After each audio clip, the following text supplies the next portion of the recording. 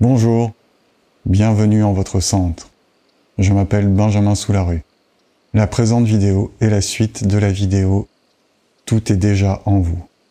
Et je vous invite à regarder cette première vidéo, si ce n'est déjà fait.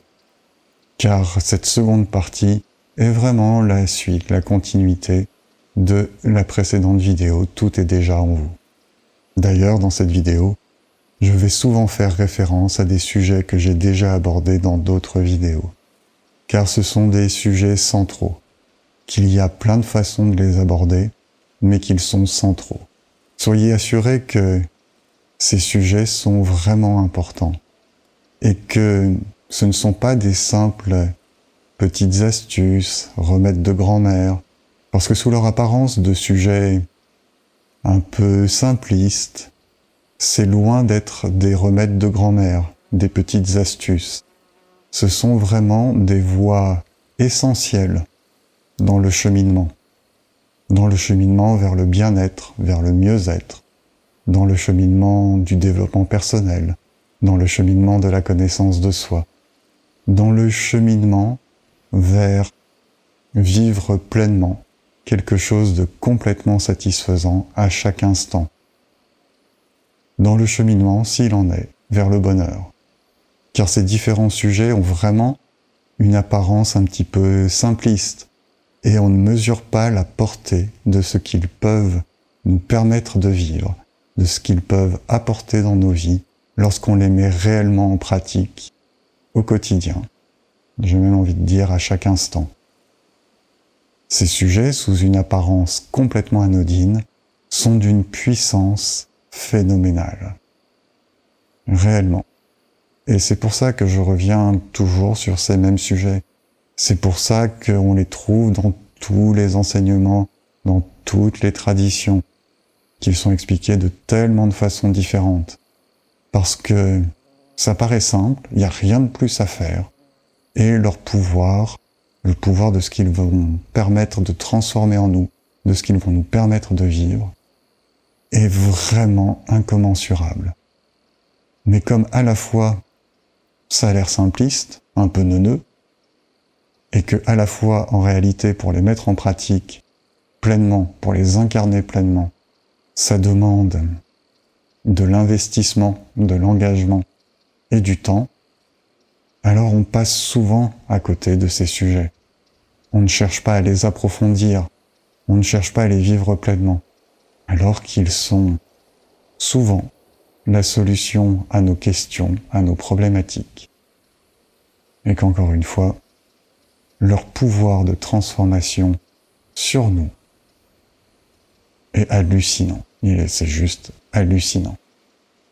Dans la précédente vidéo, nous avons vu comment identifier ce que nous ne souhaitons pas nous faire vivre et commencer à identifier ce que nous souhaitons nous faire vivre. Évidemment, ça commence par se débarrasser de ce que nous ne souhaitons pas vivre, changer nos habitudes, changer notre regard sur les choses, changer notre regard sur nous-mêmes, afin de laisser dans un second temps la place à ce qu'émerge ce que l'on souhaite se faire vivre et à le mettre en œuvre. Alors si vous avez fait le petit exercice que je proposais dans la précédente vidéo, bravo. Je sais que cet exercice, là encore sous des apparences bénignes, insignifiantes, n'est pas si facile que ça. Parce que quand on se retrouve face à la liste de ce que l'on ne souhaite pas se faire vivre, et que l'on constate tout ce que l'on accepte, tout ce que l'on endure au quotidien alors que c'est pas ce qu'on souhaite se faire vivre, c'est un peu déroutant, c'est un peu flippant. Évidemment, on en a toujours conscience. Mais quand c'est aligné dans un tableau, listé les uns après les autres, on se dit, mais ok, il y a vraiment tout ça que je vis, que je supporte, alors que c'est pas du tout ça que j'ai envie de vivre. Et peut-être aussi que dans cet exercice, n'a pas émergé ce que vous souhaitez vous faire vivre, votre rêve profond, votre rêve intime. C'est possible. Ça signifie, en premier lieu, qu'il y a trop de choses dans la liste de ce que vous ne souhaitez pas vous faire vivre qui sont votre quotidien.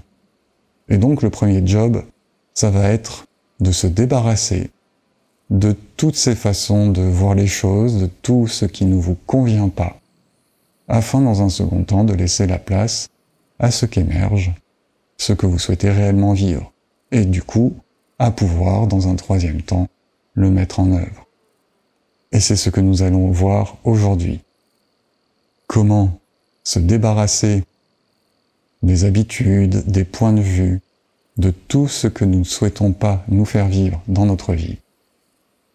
Et comment, petit à petit, le remplacer par tout ce que nous souhaitons nous faire vivre. Chouette programme. Alors pour commencer à mettre en œuvre ce programme, on va tout de suite se débarrasser de la question du « c'est pas possible ». Si dans ce que vous ne souhaitez pas vous faire vivre, il y a des items, des choses où vous vous dites « mais c'est juste pas possible autrement », alors évidemment, c'est pas possible. Donc ça commence juste par ce petit switch de l'esprit, de se dire « ok, aujourd'hui, je ne vois pas comment ça serait possible de faire autrement. » Mais ce n'est pas une fatalité. C'est pas parce que aujourd'hui je n'entrevois pas un autre possible que ce qui est, qu'il n'y a pas un autre possible. Parce que tout part de là. Tout part de notre façon de regarder les choses. Les choses sont comme elles sont? Oui et non. Les choses sont avant tout comment on les perçoit, comment on les regarde, comment on les apprécie. Et quel que soit le sujet, croyez-en mon expérience, rien dans nos vies n'est une fatalité. Et rien dans nos vies n'est quelque chose d'immuable. Et rien dans nos vies n'est quelque chose qui sera là pour toujours et qui ne changera jamais. Évidemment, à ce que je dis, il peut y avoir beaucoup d'objections. Si par exemple, votre rêve c'est de courir un marathon et que vous n'avez pas de jambes, oui, c'est peu probable que les jambes repoussent. Peut-être qu'avec des prothèses, vous pourrez quand même courir un marathon. Peut-être que vous pourrez faire un marathon au fauteuil roulant. Donc évidemment, quand je dis que dans nos vies, tous les changements sont possibles, cette vérité, cette assertion est à prendre avec un petit peu d'intelligence et de recul. Il y a effectivement des situations que l'on ne peut pas changer, mais on peut toujours, dans une situation donnée, trouver la voie, la solution qui nous permet d'atteindre notre rêve, même quand on a les jambes coupées, même quand on est gravement malade, même quand on se sent prisonnier de quelque chose, prisonnier d'une situation par exemple. Et d'ailleurs, si cette situation est là, c'est bien qu'elle invite à ce que nous soyons créatifs pour la dépasser. Alors soyons bien conscients que tout ce que je vais vous dire sont des principes généraux. C'est-à-dire que, évidemment, chaque situation est unique et il faut la prendre au cas par cas. Mais pour chacune de ces situations uniques, les principes généraux, les 4 principes généraux que je vais énoncer dans la vidéo, fonctionnent. Ils méritent juste d'être considérés en perspective de la situation et d'être adaptés avec créativité, avec sensibilité, en fonction de votre ressenti, de votre expérience, de la façon de laquelle vous comprenez ces principes. Donc partant de la liste de tout ce que l'on ne souhaite pas se faire vivre et qui est présent dans notre vie, comment peut-on faire pour se débarrasser de tout ce que l'on ne souhaite pas se faire vivre? Alors là, juste avant de commencer, ça mérite un tout petit rappel. Ces listes ne sont pas des objectifs extérieurs, des concrétisations matérielles, mais bien sur ce que l'on souhaite se faire vivre à l'intérieur, ou ce que l'on ne souhaite pas se faire vivre à l'intérieur. Ça parle bien donc de quelque chose qui est complètement à notre portée. Type vivre la colère ou vivre la joie, vivre la tristesse ou vivre l'enthousiasme. Des choses sur lesquelles on peut agir. Parce que c'est en agissant sur ce sur quoi on peut agir que va se matérialiser concrètement, ensuite, dans un second temps, ce qui est de l'ordre du matériel.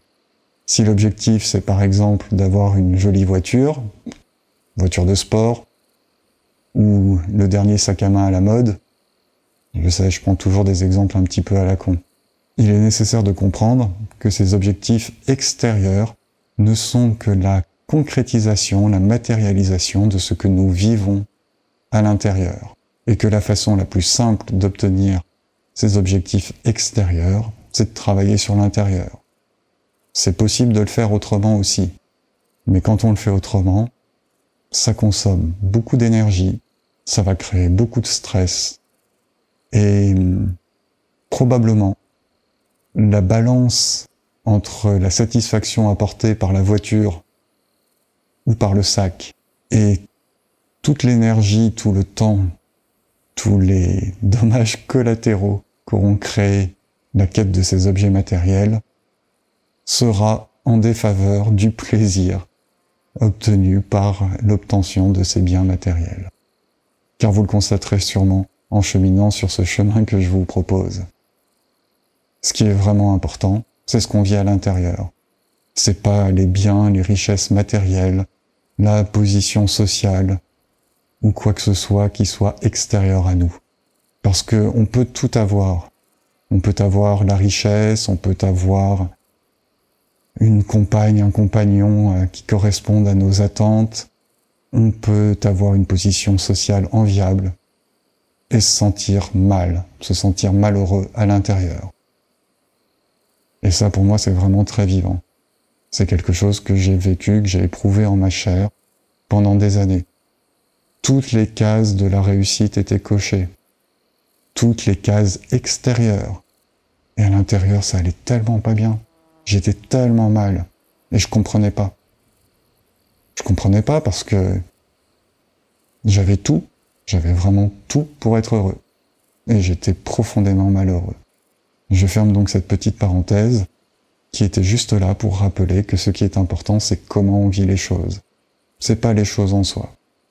Quelles qu'elles soient, ce qui compte, c'est comment on les vit.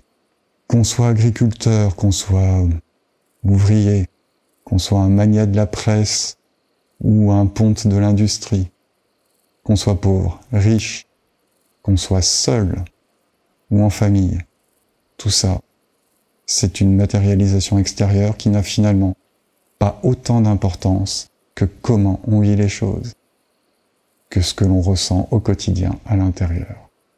Donc de parenthèse en parenthèse, abordons le fond du sujet. Allons-y. Comment je fais pour me débarrasser au quotidien de ce que je ne veux pas vivre, de ce que je ne souhaite pas me faire vivre? Eh bien, je fais un premier petit pas. Ouais, ça va pas chercher plus loin que ça. Je ne peux commencer que par ça. Si je suis, par exemple, profondément triste au quotidien et que je vise la plénitude et la joie, quel est le premier petit pas que je peux faire? Si je me focalise sur l'objectif distant, l'objectif final, j'y arriverai pas. Quand je suis au fond de la vallée, loin de la montagne, si mon objectif c'est le sommet de la montagne, je peux pas envisager comment je vais arriver au sommet de la montagne. Ça ne va être qu'une somme de petits pas. Et qu'est-ce que je peux faire d'autre? Qu'est-ce que je peux faire de mieux, de plus, que le premier pas? Ouais, je sais, ça semble évident, ça semble bébête. Et pourtant, c'est juste ça la réalité. De là où je suis, au fond de la vallée, qu'est-ce que je peux faire en premier pour arriver au sommet de la montagne? Je fais un pas vers le sommet de la montagne. Donc du fond de ma tristesse, qu'est-ce que je peux faire pour cheminer vers la joie? Eh bien, je fais un premier pas pour me sentir moins triste. Parce que, voilà déjà un premier sujet déjà abordé, je suis responsable de comment je vis les choses. Je ne suis pas triste par fatalité. Je ne suis pas triste parce que des événements extérieurs me rendent triste. Je suis triste parce que des événements extérieurs font écho à quelque chose qui est en moi, dont je ne prends pas soin. et qui se manifeste sous forme de tristesse. Mais j'ai toujours le choix de ne pas me sentir triste. J'ai toujours le choix de prendre soin de moi, de mes émotions, prendre soin de ce qui n'est pas guéri en moi, essayer de le comprendre pour le dépasser. Et sans même nécessairement l'investiguer au plus profond, mais simplement en le décelant et en prenant la responsabilité de mes émotions. Ok, je me sens triste, je ressens de la tristesse en moi. Mais ce n'est pas une fatalité. J'ai le droit de vivre la joie. Et je peux alors mettre en place une sorte de vigilance. Et à chaque fois que je ressens de la tristesse, alors j'ai le droit de me laisser le choix de céder à cette tristesse ou pas. Et ça parle pas de force de caractère. Ça parle juste de notre libre arbitre. Ce que je vis à l'intérieur n'est pas une fatalité, c'est ma responsabilité. Et je vous invite à voir les vidéos sur lesquelles j'ai développé ce sujet pour bien comprendre que face à toute situation qui pourrait provoquer, je sais pas, de la colère, de la tristesse, du désarroi, de l'amertume, de la jalousie en moi, j'ai toujours le choix de céder à ces émotions ou de les observer comme un indicateur qui me dit « Ah ok, ça me met en colère. Bien. Est-ce que je veux vivre la colère tout de suite ou pas? Est-ce que c'est ça que je veux me faire vivre ou pas? Est-ce que cette colère va être au service de ce que je souhaite me faire vivre? Si c'est pas le cas, alors je ne cède pas à la colère. Et puis je me mets dans un petit coin de la tête, ok, investiguer plus tard pourquoi cette situation déclenche de la colère en moi. Et vous constaterez qu'il n'y a pas de situation extérieure qui mérite de se mettre en colère, que ça ne fait que faire écho à quelque chose en nous qui mérite d'être pris en compte, qui mérite d'être soigné, d'être observé, un besoin qui mérite d'être nourri. Donc voilà pour le premier grand principe, pour cesser de vivre ce que l'on ne souhaite pas se faire vivre, et pour cheminer vers ce que l'on souhaite se faire vivre. Faire un premier pas, le tout premier petit pas qui vous est possible de faire. Et pour ça, je vous invite à reprendre le deuxième tableau que vous avez fait suite à la précédente vidéo que j'ai publiée, et à créer une troisième colonne dans laquelle vous allez mettre en face de chacune des choses que vous ne souhaitez pas vous faire vivre, quel est le premier petit pas que vous pouvez faire pour cesser de vivre ce que vous ne souhaitez pas vous faire vivre. Ouais. Un truc tout simple à faire, qui va demander un petit peu d'aller chercher en vous, mais qui est la mise en mouvement nécessaire pour cheminer vers ce que vous souhaitez vous faire vivre. La deuxième chose à faire s'inscrit dans la continuité de la première. C'est vivre ce que l'on vit dans le moment présent. De la même façon que lorsqu'on est au fond de la vallée et qu'on veut atteindre le sommet de la montagne, on fait un premier petit pas pour se diriger vers la montagne. Ce premier petit pas, on le fait maintenant. On est dans l'instant présent. On n'est pas dans « qu'est-ce qui va se passer quand je serai au sommet de la montagne ?» ou « qu'est-ce qui va se passer quand je serai au pied de la montagne ?» ou au milieu d'une côte difficile à gravir. Non, on est dans l'instant présent. Parce qu'il n'y a que ça qui existe. Et là aussi, c'est un sujet que j'ai largement abordé dans différentes vidéos. Il n'y a que ça qui existe. Le passé n'existe plus, le futur n'existe pas, seul le présent existe. Donc il n'y a rien d'autre à vivre que le présent. Si vous regardez derrière vous, au fond de la vallée, et que vous vous dites « Oh là là, ça fait des années que je marche, et je suis toujours pas au sommet de la montagne. Je ne suis toujours qu'au fond de la vallée. » C'est déprimant. Et ça ne permet pas de dire si vous êtes capable d'aller au sommet de la montagne ou pas. Ça dit juste que la vallée était super longue. Mais ça ne présume en aucun cas de votre incapacité à arriver au sommet de la montagne. Ça dit juste qu'il y avait plein de chemins à parcourir pour en être là où vous en êtes. Et que ce chemin, vous l'avez parcouru. Et c'est pas parce que dans ce chemin, il n'y avait pas le sommet de la montagne qu'il n'y a pas devant vous le sommet de la montagne. Donc vivre l'instant présent. Je sais, ça paraît débile, ça paraît pas grand-chose. En même temps, c'est hyper dur à faire. Et en même temps, les bénéfices, toute la transformation que ça va permettre en vous, tous les changements de regard que ça va vous permettre, tout ce que ça va par conséquent créer dans la matière, dans votre vie concrètement, est hallucinant, est vraiment phénoménal.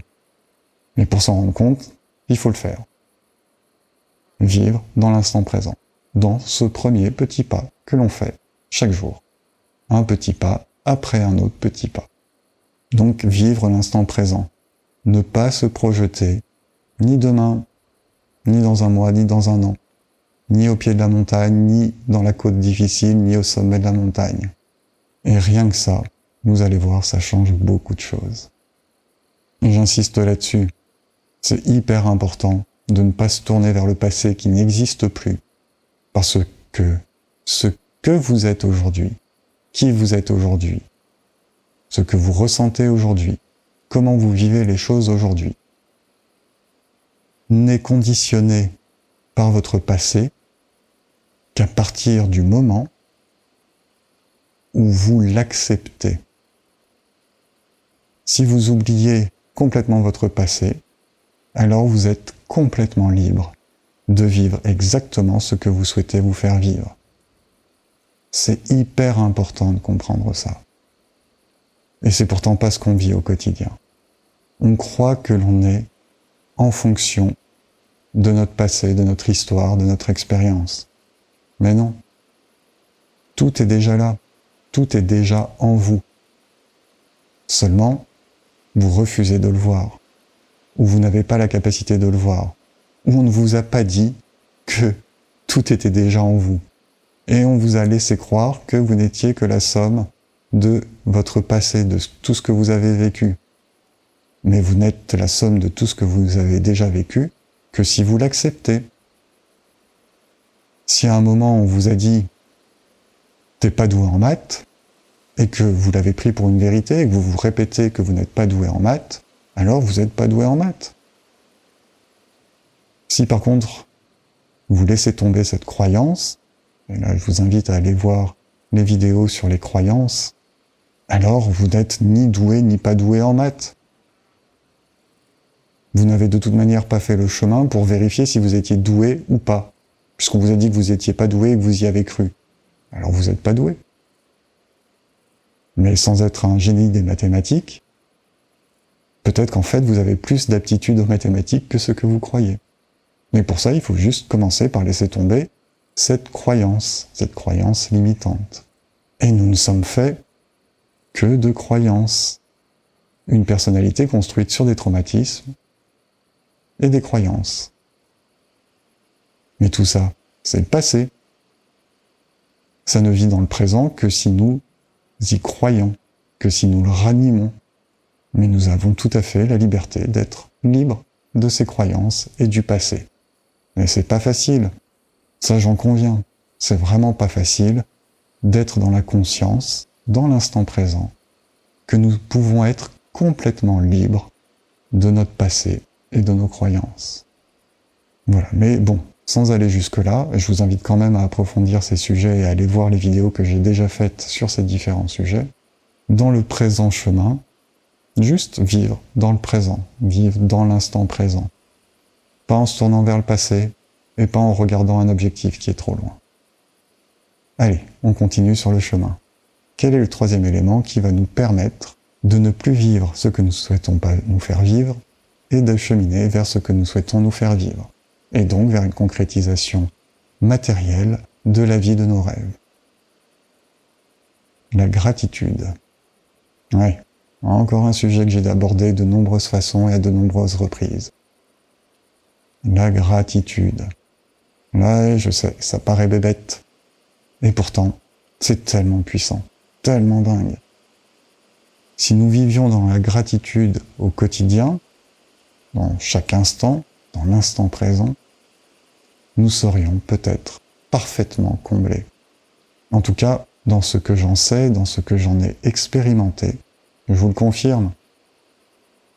toutes ces périodes, tous les moments dans lesquels je vis dans la gratitude sont de la félicité, sont tellement agréables à vivre, sont tellement incomparables à tout type de plaisir matériel que je peux éprouver. Simplement vivre dans la gratitude. Et la gratitude, elle se place en tout, sur n'importe quel sujet. Alors comment on fait pour vivre dans la gratitude ? Je vous proposerai en fin de vidéo une petite méditation de gratitude pour la ressentir en vous.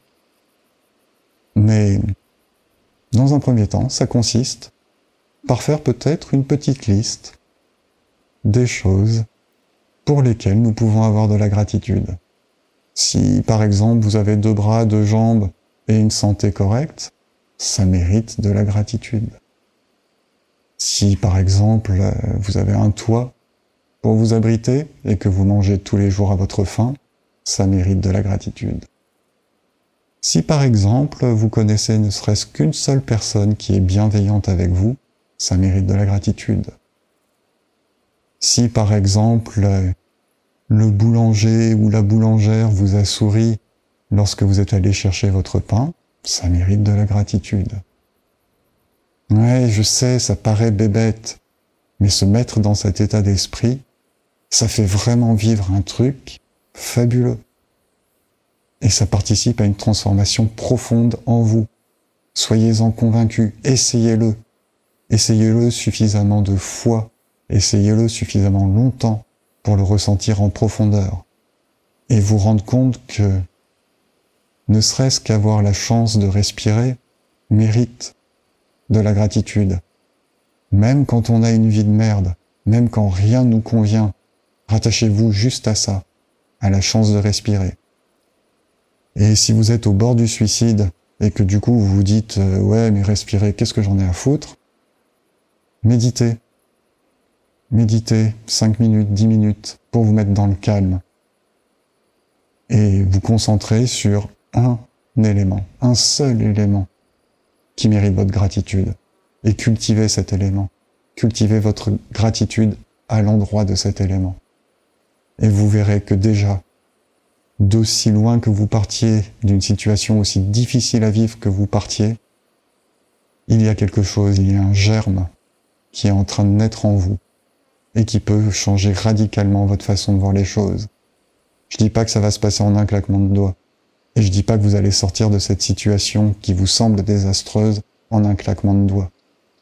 Mais en faisant un pas après l'autre, en vivant l'instant présent, et en vous raccrochant à une seule petite chose ou toutes les petites choses qui peuvent mériter votre gratitude, aussi difficiles soient-elles à identifier, je vous assure que vous allez vous transformer petit à petit.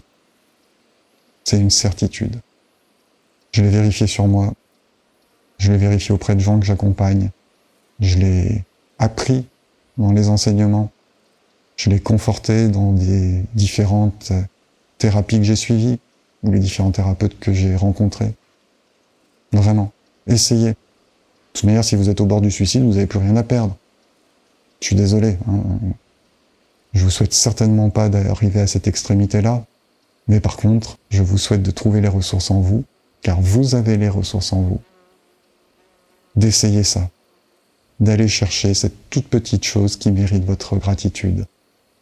Et de vivre la gratitude. D'abord de vous l'imposer intellectuellement et ensuite de la ressentir dans votre corps. Vous allez voir, ça change tout. C'est un super point de départ. Et si vous n'êtes pas au bord du suicide, mais simplement dans une situation qui ne vous convient pas, aussi difficile soit-elle, cultivez la gratitude. Ça va profondément transformer votre façon de regarder les choses et votre façon de ressentir les choses.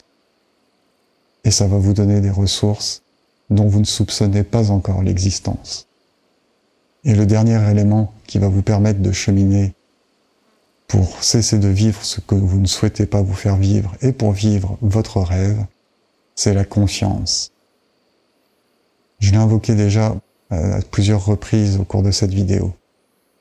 Ayez la confiance que vos premiers petits pas, que vivre dans l'instant présent, que vivre la gratitude vont vous permettre d'atteindre le sommet de la montagne. Ayez la confiance que vous êtes capable d'atteindre le sommet de la montagne. Ayez la confiance que la vie vous aidera à atteindre le sommet de la montagne. Ouais, c'est une confiance profonde qui va s'installer en vous si vous faites confiance. Alors peut-être qu'au début, ça part juste d'une méthode couée intellectuelle, de se répéter, ok, j'ai confiance, même si vous n'avez pas du tout confiance, même si vous n'y croyez pas. Peut-être que dans un premier temps, c'est juste ça. Vous répétez, j'ai confiance en moi, j'ai confiance en la vie, même si vous n'y croyez pas. Et puis petit à petit, vous allez commencer à y croire un petit peu. Pas forcément parce qu'il y aura des manifestations, des résultats extérieurs, mais parce que à force de vous le répéter, vous allez réveiller en vous ce qui existe déjà en vous, cette confiance innée qui est en vous, mais qui ne sait plus s'exprimer parce qu'elle a été brisée de plein de façons différentes. Elle a été brisée par votre expérience, par les traumatismes de la vie, par les déceptions, toutes ces choses qui vous font croire que vous n'êtes pas capable, alors que vous êtes capable. Vous n'êtes pas capable simplement parce que vous croyez que vous n'êtes pas capable. C'est à nouveau une croyance. Et si vous n'êtes réellement pas capable par une limitation physique, par exemple pas capable de voler, mais il y a quand même des solutions pour voler. Parapente, aile volante, deltaplane, planeur, avion, il y a des solutions. Vous n'avez pas de jambes, vous ne pouvez pas courir. Mais il y a des solutions pour faire quelque chose d'équivalent. Fauteuil roulant, prothèse. J'en sais rien, mais je prends des exemples un peu extrêmes. Juste pour vous dire que on n'est peut-être pas capable de faire les choses comme on imagine ou comme on voudrait les faire, mais on est quand même capable de les faire en usant d'un petit peu de créativité. Et user de sa créativité va donner des résultats qui vont être satisfaisants et qui vont restaurer petit à petit votre confiance. Mais dans un premier temps, si votre confiance est brisée, si vous ne vous croyez pas capable, alors ça commence simplement par se répéter « j'ai confiance en moi et j'ai confiance en la vie ». Et je vous assure, cette confiance en vous, ça va être une graine que vous semez, enfin qui est déjà là, mais dont vous prenez soin et qui va germer pour donner un bel arbre profondément enraciné dans la terre et dont le feuillage et les branchages s'étendent harmonieusement, vigoureusement et se projettent vers les cieux. Faites-vous confiance. Vous n'êtes pas capable uniquement parce que vous croyez que vous n'êtes pas capable. Cessez de croire que vous n'êtes pas capable, ayez confiance en vous et en la vie, et vous deviendrez capable. C'est une certitude, mais encore validée par l'expérience de tant et tant de personnes, dont la mienne. Voilà, donc je résume les 4 éléments du process qui permet de cheminer vers ce que l'on souhaite se faire vivre, en quittant ce que l'on ne souhaite pas se faire vivre. Ces 4 éléments qui vous paraissent peut-être bidons ou neuneux, ou trop simplistes, ou qui ne vous semblent pas probants, ou peut-être pas assez mystiques, je sais pas. Je sais que quand je parle de ces 4 éléments, ça semble inadapté ou insuffisant pour transformer ce que l'on souhaite se faire vivre. Et pourtant, c'est vérifié. Ça permet des changements profonds et d'une ampleur que vous n'imaginez même pas, dont vous ne rêvez même pas, bien au-delà de toutes vos espérances, et qui donc vont facilement, je dis facilement, mais enfin avec de l'engagement, de la persévérance, de la volonté de votre part, qui vont facilement transformer vos vies. Pour ces outils, c'est facile. C'est moins facile pour vous. Peut-être parce que vous hésitez à les utiliser, peut-être parce que vous ne les utilisez pas assez, peut-être parce que vous n'y croyez pas. Mais pour les outils, pour eux, les changements que vous demandez, les objectifs que vous souhaitez atteindre, sont hyper faciles, parce que ces outils sont hyper puissants. Donc 4 outils à utiliser conjointement, se concentrer sur le premier petit pas que l'on peut faire pour cesser de se faire vivre ce que l'on ne souhaite pas se faire vivre, le vivre dans l'instant présent, sans regarder le passé, sans regarder le futur, juste là, maintenant. Le vivre dans la gratitude, en allant chercher le moindre élément qui nous permette de ressentir cette félicité profonde, et le vivre dans la confiance en soi, la confiance en la vie, et la confiance que ce que l'on souhaite se faire vivre va se concrétiser. Et je vous propose de terminer par une petite méditation sur la gratitude. Et je vous invite donc à vous installer confortablement, à fermer les yeux.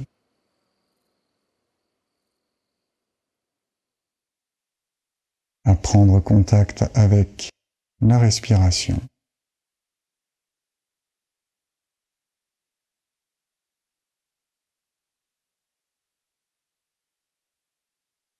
Tout simplement en observant la température de l'air qui entre et qui sort des narines.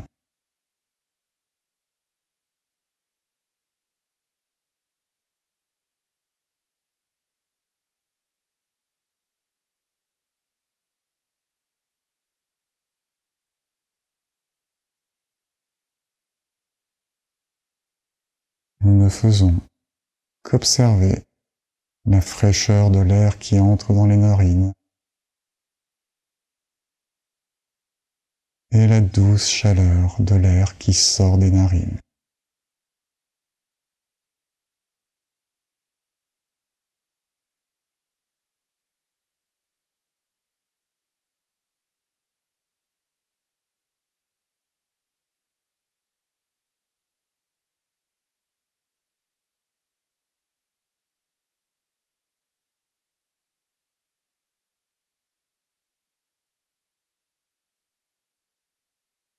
Et je vous invite à laisser émerger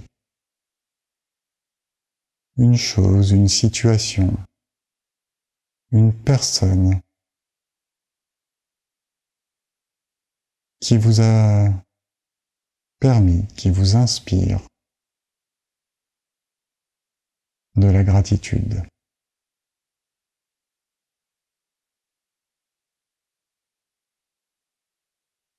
Simplement, en posant intérieurement la question: pour qui, pourquoi ai-je de la gratitude?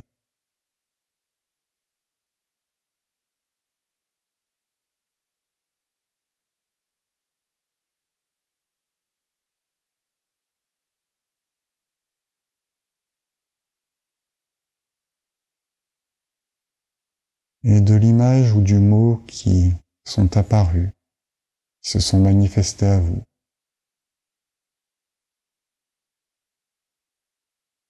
je vous invite à exprimer intérieurement votre gratitude envers la chose ou la personne qui s'est manifestée à vous.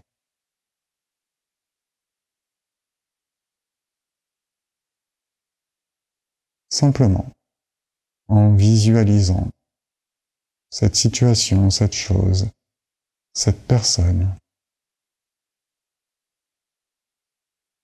et en prononçant à l'intérieur de vous: merci.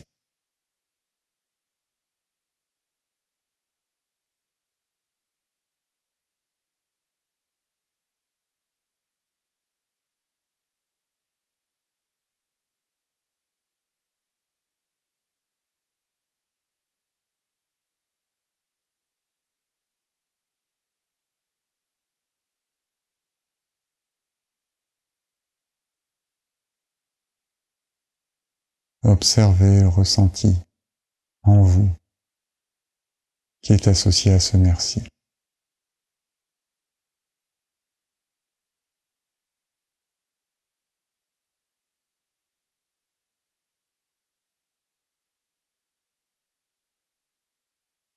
Et si rien ne se présente à vous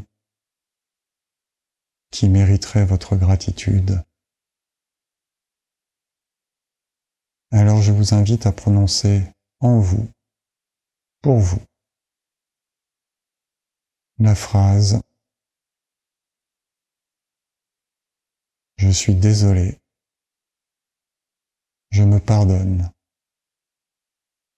je m'aime, merci ».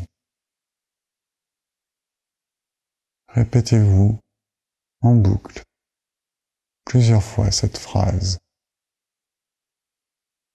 Je suis désolé, je me pardonne, je m'aime, merci.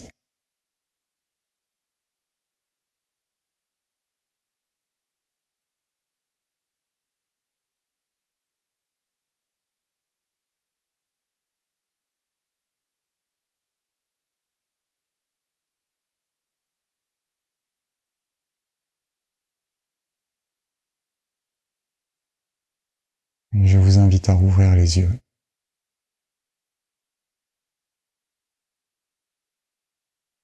Voilà pour ce que je souhaitais vous partager aujourd'hui.